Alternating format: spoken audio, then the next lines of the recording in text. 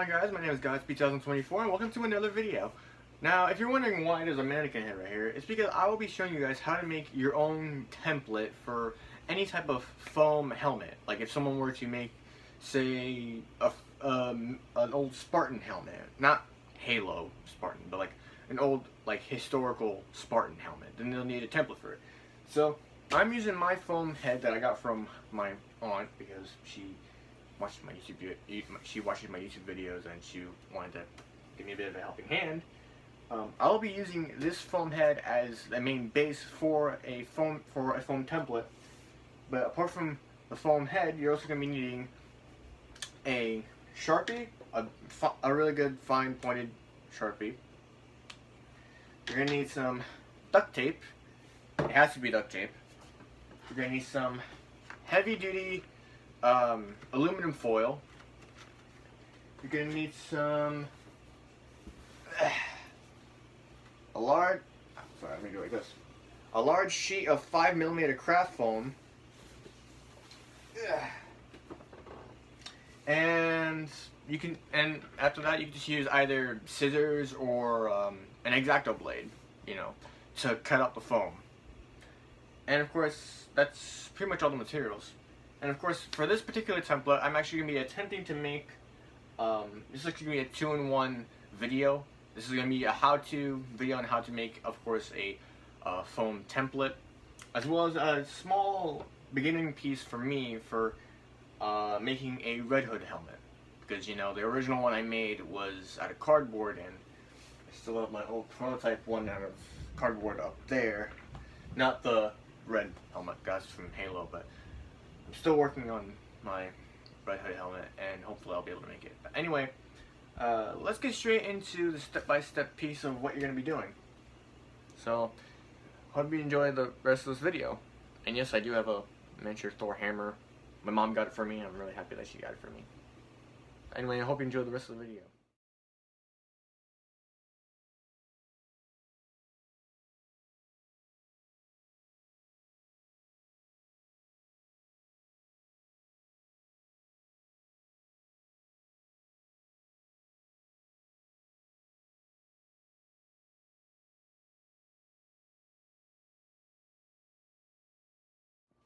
Alright, so now that you guys seen me in time lapse add the tinfoil and duct tape onto the head model, the next thing we're going to be doing is, of course, drawing the pattern of what we're going to be doing. So for me, since I'm doing Red Hood, I will of course be drawing of course the design of what version of Red Hood I want it to look like. And honestly, I was actually thinking about doing the Batman Under the Red Hood version of, well, Red Hood. So I will be drawing the design of what half of it will look like. The only reason why I only did half of it, or I tried doing half of it, is because of the fact that it's going to be mirrored on both sides. So if I do half of it, it will actually be able to be, well, done on the other side, so that when it's done, it'll be one giant piece. And if you're wondering what this pink thing is, it's the hair tie. It's so that the tinfoil does not fall off or move around. I had to add this back piece to the back so that it would fill in the back area a bit. So yeah. So now that this is all covered in duct tape and tinfoil, what I'm going to be doing next is, of course, just trimming off the excess, put it back on, and then after that I will draw the design of what the Red Hood helmet would look like. Or actually, I'll just do it now. But first I have to add in a little bit more duct tape right here since that's still exposed. So I'm going to do that now, right now. Half.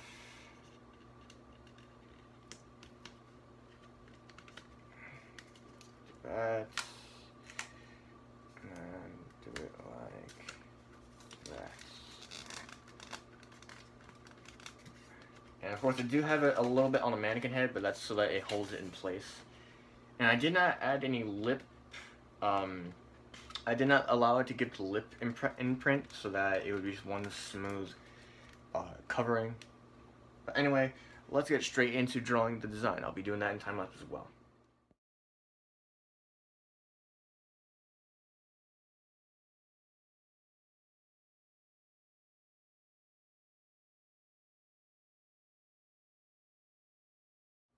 Alright, so now that I have drawn out the pattern, I know it's a little rough right now, but now that I've drawn out the pattern for the Red Hood design, this is actually, I'm going to be taking off all this extra aluminum, and I'll keep a little bit of the duct tape on, just in case it's a little too small for me, but I will be cutting it along the line as soon as I draw that line on. And if it's a little off, then I'll know where exactly to continue drawing it at.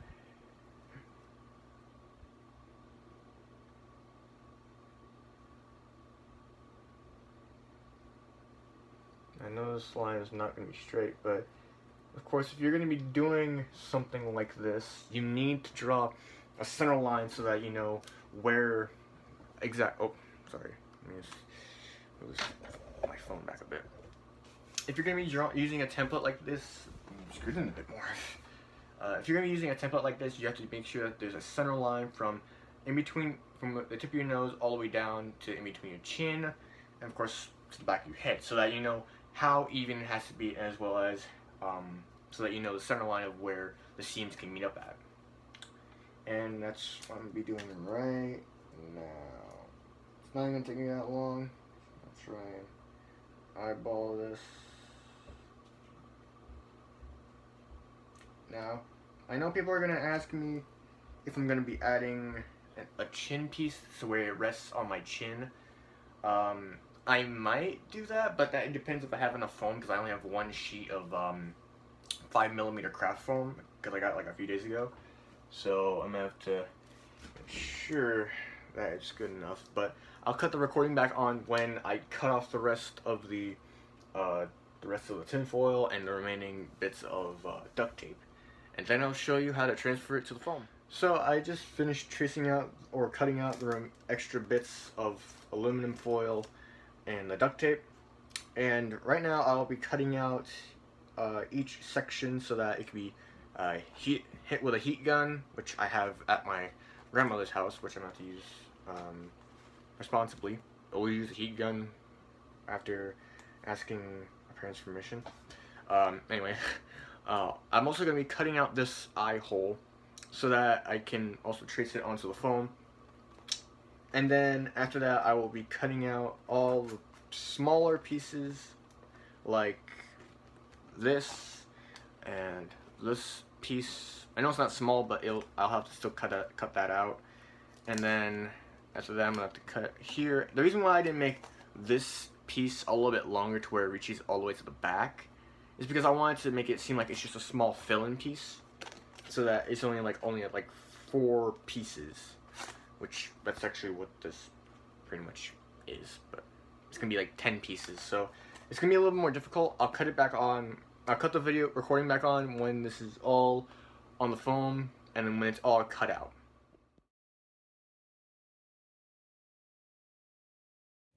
Alright, I don't know if this is recording or not, but so I just finished putting it all together. After it was dry with the hot glue, I asked my grandfather to put some silicone seal around some of the seams so that they wouldn't come apart, and also to cover up some of the seams that I don't want it to be mostly visible. And this is what it looks like now. Yeah, I just put 2 coats of black Plastidip on it, which is a rubber-based coating that really helps a lot. It helps keep the structure held together. And the way I made it look so rounded a bit is because I used a heat gun that my grandmother got me. And you guys can use a heat gun as well, but make sure you have a parent with you to use it. And once this is completely dried, I'll be taking it, I'll be grabbing some red spray paint, spraying it red, and then when that's done drying, I'll take a black marker and of course draw all the details. And then of course I'll take some black acrylic paint and use that for some weathering. And I was going to use a Rub and Buff paint to make it a little bit more damaged, but since they didn't have Rub and Buff paint at Home Depot, I'll have to just use black acrylic paint. So that's pretty much what I'm going to be using from now on. But yeah, that's what it looks like right now. You can still slightly see the seams like right here and somewhat in the center. And I was gonna plan on of course, you know, just sand that down with some machine sander or a sanding machine. But of course, I don't have one, or at least my grandfather has one, but I don't want to make a mess in the new garage. But that actually looks really good compared to my first version of Red Hood's helmet. And look at that. I mean, apart from it having some gloppiness on it, it still looks pretty good. And then once it's all completely finished, I'll be putting in the lenses, which are going to be old sunglasses. And I'll cut the recording back on when this is all finished. Alright, so I just finished putting an extra coat of Plastidip and then painting it with a coat of red. Well, actually 2 coats of red. And then, as you can see, I added a bit of weathering. I know it doesn't look really pretty, but and it doesn't really look like it's weathered. It looks like people just threw paint on the helmet. But it's better than nothing. It's better than nothing. But yeah, that's pretty much everything on the helmet. I added some lenses to it. Oh, sorry, I touched it. I put some lenses on it. All I did was just cut a particular shape out of some old sunglasses, and I just shoved them in there. There's no glue to support them. When I get more hot glue, I will be able to keep them in there permanently, but for now, that's pretty much that. I used some black acrylic paint to give it the detail, like the one from the Batman Under the Red Hood movie. And yeah, and the way I covered up these lines, these glue marks, was with silicone. And what my grandfather did was that he actually used it. He put a thick layer of it on, and after he put it on, he smudged it with his finger so that it just went right across and made it smoother. And of course, some of it was not as smooth, and it does still have to dry, because like right here on the chin piece, like right here, you can still see a bit of white.